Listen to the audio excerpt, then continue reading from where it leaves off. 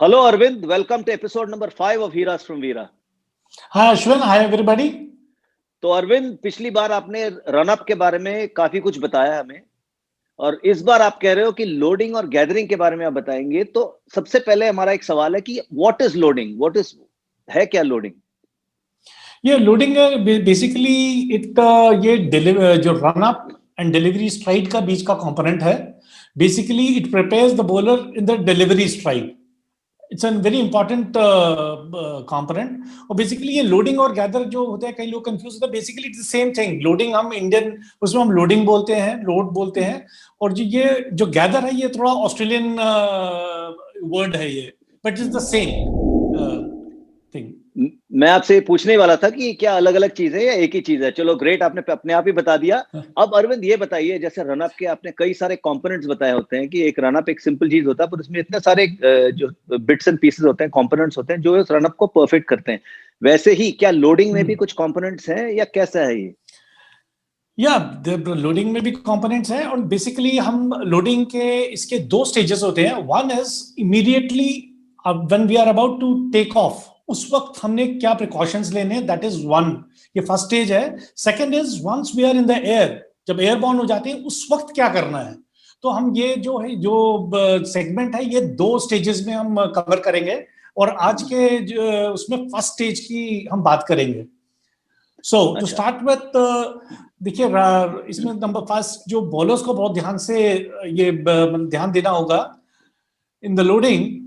आप जब जंप करते हैं बिफोर द टेक ऑफ, आपका जो बॉलिंग आर्म है it should not go above the shoulder. ये बहुत क्रूशियल होता है कि काफी बॉलर्स क्या करते हैं कि पहले अपने आर्म्स शोल्डर के ऊपर ले जाते हैं, फिर दे जंप। तो उसमें चांसेस क्या होता है कि एक तो बॉडी का जो वेट है जो आगे को जो जाने के लिए हम बोलते हैं कि everything moving towards the batsman, उसमें क्या था, बॉडी ऊपर खड़ी हो जाती है, तो क्या होता है कि थोड़ा सा बॉडी वेट पीछे को चले जाता है। उसकी वजह से जब बॉलर एयरबॉर्न होता है तो देखा गया काफी सारे बॉलर्स, उनका जो बॉडी है वो जंप आउट कर जाते हैं, उनका बॉडी लेफ्ट साइड को स्वे करता है, और उसकी वजह से क्या होता है, बॉडी जो होता है पूरा वो दिशाहीन हो जाता है और उसकी पावर नहीं मिलती। Basically many of the bowlers they end up putting the ball there, वो क्या होता है, they are not behind the ball. So it's a very important component.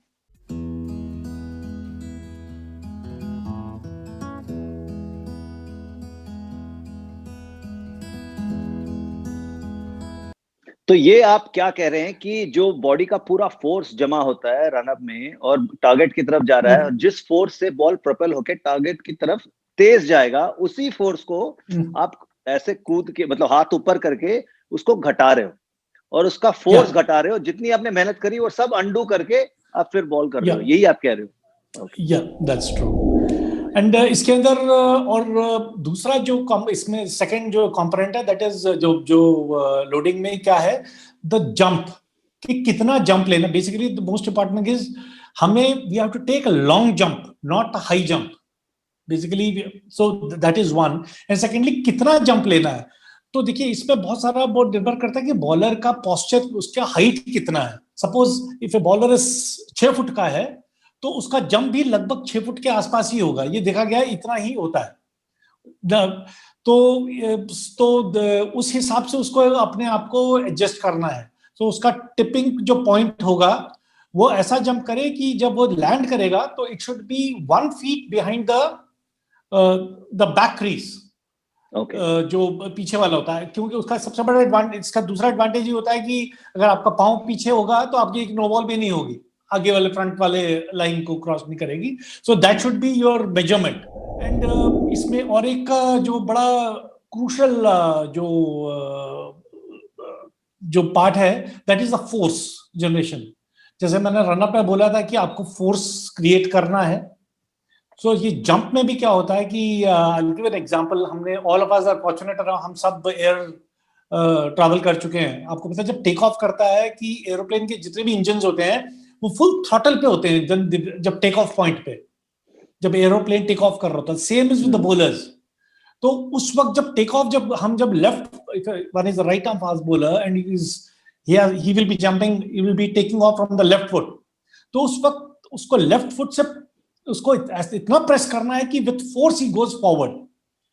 सो इसके अंदर एक बड़ा इंटरेस्टिंग चीज होगा कि आपने देखा होगा कि many of the long jumpers और the triple jumpers, the last step before the jump वो स्लाइटली छोटा होता है, so that it gives them power to go forward. So इसमें क्या होगा, आपका जो अगर रन अप में if your stride is of 4 feet, so जो लास्ट के जो 4-5 स्ट्राइड जो है वो 4 फुट के हैं, तो आप स्लाइटली शॉर्ट अगर 3 फुट का भी लेंगे तो it can make a difference. So it gives you that extra जो फोर्स क्रिएट होता है, जिसकी वजह से you take a powerful long jump. So that is very important. मेरे हमारे काफी सारे फास्ट बॉलर्स ये गलती करते हैं कि दे टेक हाई जंप। तो हाई जंप में क्या होता है, आप ऊपर जाएंगे तो जब द मोमेंट यू लैंड तो यू सिंक इन, आपके चांसेस होंगे एक तो कि आपका जो आप जब बैकफुट पे लैंड करेंगे तो आपका लेग कोलैप्स होने के चांसेस हैं। अगर आप लॉन्ग जंप लेंगे तो उसका सबसे बड़ा एडवांटेज क्या होगा कि आप जैसे लैंड करेंगे, लैंड करते ही बॉडी रुकेगी नहीं, वो स्ट्रेट अवे अगेन। मैं आपको एग्जांपल हर बार एरोप्लेन का ही देता हूं। इसका सबसे बड़ा एडवांटेज क्या होता है, अगर आप तेज जंप लेंगे, द मोमेंट यू लैंड, आपने सब जैसे एयरक्राफ्ट जब लैंड करता है, the moment it touch down, आपने देखा होगा हम सीट बेल्ट बांधते हैं, क्यों? क्योंकि जैसे ही लैंड करता है it pushes us forward. The same is here, if you take a long jump, the moment we land on our right leg, if you are a right arm fast bowler, हमारा body आगे को push करेगा, वो it gives वो again वो और force create करता है फास्ट बॉल को और तेज फेंकने में। एंड एक सवाल है अरविंद, ये जो हमारे इमरान खान थे पाकिस्तान के अभी जो current prime minister, but Imran Khan जो was famous for his leap, बाकी इवन डेनिस ली का इतना तगड़ा लीप नहीं था जितना इमरान खान का लीप था। तो क्या आप क्या कह रहे हैं, इमरान खान की लीप से उनका पेस घट गया या उनका हिसाब ही अलग था? देखिए वो actually he was extremely, Imran Khan was a very strong guy. And secondly देखिए, जैसे मैंने पहले भी कई बार बोला है, some are exceptional people. Jump बहुत जरूरी है, लेकिन कईयों का बहुत ज्यादा वो ज्यादा जंप वाले मेरे ख्याल से वो अकेले बॉलर थे जिनका बहुत ज्यादा जंप होता था। In spite of that he managed it.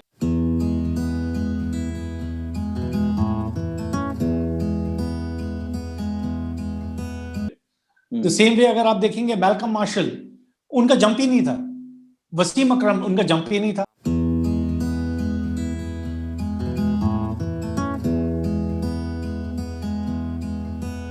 सो ये एक्सेप्शनल केसेस होते हैं। जैसे कि अब हम जैसे बोलते हैं कि जैसे Kapil Dev was our famous legend, उनका क्या था कि हम बचपन से देखते थे उनका हेड बाहर को फॉल करता था सब। बट अभी मॉडर्न डे क्रिकेट में देखिए, 70s एंड 80s क्रिकेट में इतनी ज्यादा कोचिंग तब थी नहीं।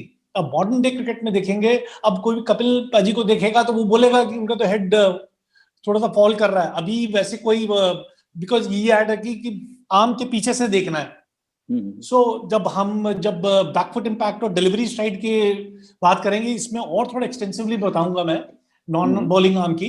बट वो हर एरा में एक्शन चेंज होता रहता है। बट मॉडर्न डे उसमें आप देखेंगे कि बिल्कुल जंप ज्यादा लेते नहीं है, लॉन्ग जंप। इवन जफरा आर्चर, वो भी बहुत कम जंप लेते हैं। He also goes parallel, long jump लेते हैं। Yeah, and the next other point is जब when you have to take एक चीज का ध्यान रखना बॉलर्स को, जब वो टेक ऑफ करते हैं, उनके जो बॉलिंग आर्म्स हैं both, they should be near the body. क्योंकि एक तो इसीलिए हम बोलते हैं कि जंप से पहले ऊपर नहीं ले जाना, they should be near the body. उससे क्या होता है कि बॉडी, अगर बॉडी के पास अगर दोनों हाथ रहते हैं तो बॉडी कंट्रोल में रहती है। जस्ट लाइक बॉक्सर्स जो बॉक्सिंग करते हैं, वो आप देखेंगे बिल्कुल हाथ ज्यादा दूर नहीं, सिर्फ पंच के लिए दूर जाता नहीं, अदरवाइज बिल्कुल वो पकड़ के रखते हैं वो, क्यों बॉडी। तो सेम इज हियर, हमने उनको बॉडी को, बॉलिंग आर्म्स दोनों जो है बिल्कुल बॉडी के पास ही रखना है during the leap. The moment जब बैकफुट इंपैक्ट, जब नेक्स्ट वाला जो सेगमेंट आएगा उसमें हम डिस्कस करेंगे उसके बाद क्या करना है। फोर्स क्रिएट कर, बेसिकली हम हर चीज, हम अपने यंगस्टर्स को बताने चाहिए, हम हर चीज जो बता रहे हैं वो फोर्थ जनरेशन की बात है। ये सारी ये जो चीजें हैं, ये छोटी छोटी जो पॉइंट्स हैं, वो धीरे धीरे थोड़ा थोड़ा करके ये आपकी स्पीड को बढ़ाने में ये हेल्प करते हैं। सो इसके अंदर एक और इंपॉर्टेंट सेगमेंट है, दैट इज हम we advise our young bowlers कि वो जो जंप करते हैं, you have to slightly, you have to breathe in Breathe in मतलब your stomach will go in and your chest will come out. So it gives more power. क्योंकि breathe, जब breathe in करते हैं तो क्या होता है, आपका हरकत देखेंगे, स्टमक अंदर जाएगा. जब भी आप फोर्स क्रिएट करेंगे, सपोज आपने एवरीबडी, हम सब फुटबॉल खेले हैं, इफ यू आप फुटबॉल का जब किक मारते हैं, आप अपना भी देखेंगे, आप सोचेंगे जब फुटबॉल किक मारेंगे योर स्टमक विल गो इन, जब भी फोर्स क्रिएट होता है. और हमारी, अब वैसे तो गलत बात है, हम सबकी कभी ना कभी बचपन में स्कूल में लड़ाई जरूर होती है. व्हेन वी पंच समबडी, जब हम एक पंच करने के लिए लेते हैं, तब भी देखेंगे stomach goes in, chest comes out. So it's a basically ये सब it's a physics. इसलिए जब jump करते हैं, slightly you breathe in, your stomach will go in, your chest will come out, and it will create more force. It give more force to your body to move quickly. So this is a very vital thing. ये छोटी-छोटी चीजें हैं जो आपको speed को थोड़ा बढ़ाएंगे. Because basically क्या है कि मैं इसलिए बात कर रहा हूँ, ultimately देखा गया है कि फास्ट बॉलिंग में in India nowadays everybody wants pace. हर कोई बोलता है तेज, because speed impresses everybody, वो attracts everybody. Yeah. जब भी आप कोई यंगस्टर अंडर 19 या कहीं जाते हैं, या अंडर 16 के भी, सेलेक्टर ये हर कोई यार लड़का तेज है, मतलब because it attracts everybody. So that's why हम जो, क्योंकि अगर हम कोचिंग ना भी करें ना, ये हमारा Indian standard speed is 125 and 130. वो कोचिंग ना भी करें, वो इतना फेंक ही देते हैं bowler. But the thing is that आजकल 140 के नीचे हमने देखा है कि नोबडी, मतलब it's a must, it has become, ये स्पेशली 2020 और इस लेवल के क्रिकेट में ये तेज होना जरूरी है. बिकॉज अगर तेज होंगे तो इट ब्रिंग्स वैरायटी. अगर आप स्लोअर रन अच्छा मारते हैं, स्लोअर रन का तभी एडवांटेज है इफ यू बॉल क्विक. अगर आप फेंकते 125 पे हैं तो स्लोअर वन का कोई फायदा नहीं है. यू बोल 140 145, then you bowl a slow one, it will be effective. So हम जो कर रहे हैं, ये जितनी भी पॉइंट्स है, सब ये क्या करते हैं, 1-2 किलोमीटर स्पीड बढ़ाते हैं. सो फ्रॉम 130, ये जो चीजें हैं धीरे धीरे आपको 130 से 140 तक लेके जाएंगे. अच्छा अरविंद, ये बताएं कि इसमें जो आपने इतनी सारी चीजें बताई है कि हर कोई चाहता है कि 130 से 140 तक स्पीड बढ़े, पर इसका कोई ड्रिल है जो हमारे यंगस्टर्स प्रैक्टिस कर सकते हैं? Can you tell us any drill? वैसे या इसके अंदर वैसे तो काफी ड्रिल्स हैं, बट इसके अंदर जो अगर जो इसका गैदरिंग का जो ड्रिल, अगर if you want a powerful gather, तो उसके लिए वन ऑफ द जो एक इफेक्टिव ड्रिल है दैट एक रेसिस्टेंस बैंड होता है, वो अपने कमर पे आप बांध सकते हैं, और पीछे से कोई, अगर उसको कोई सपोर्ट में कोई फेलो क्रिकेटर या कोई कोच पकड़ ले उसको, या कहीं उसको आप बांध के, तो आप क्या है कि स्ट्राइक जंप की प्रैक्टिस करें. मतलब आपको रोकेगा, यू जंप एंड बोल, तो क्या होता है आपके मसल्स जो हैं वो मसल मेमोरी में चले जाएगा रेसिस्टेंस बैंड लगाने से. So it helps you in creating that force. वो हम आपको इसको हम आपको ड्रिल में भी ये दिखाएंगे.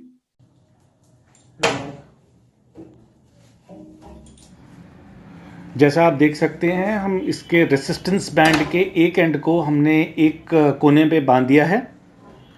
बस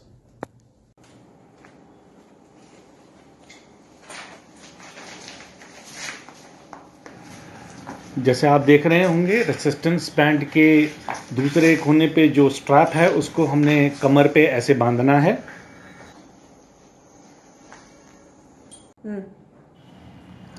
ये रेसिस्टेंस ड्रिल है, जिसकी वजह से आपका जो गैदर है वो एक्सप्लोसिव होगा.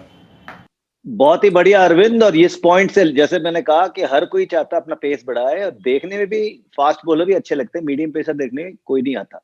So this is a fabulous tip you have given today. Not one tip, several tips. पर लोडिंग एंड गैदरिंग के सेकंड स्टेज पे हम मिलेंगे अगले संडे, जब अरविंद हमें लोडिंग और गैदरिंग का सेकंड स्टेज बताएंगे कि क्या करना चाहिए. Meanwhile, enjoy your week and hope you practice these drills religiously. Thank you so much, Arvind. Thanks. I'll see you next Sunday. Okay, see you friends. See you, Ashwin.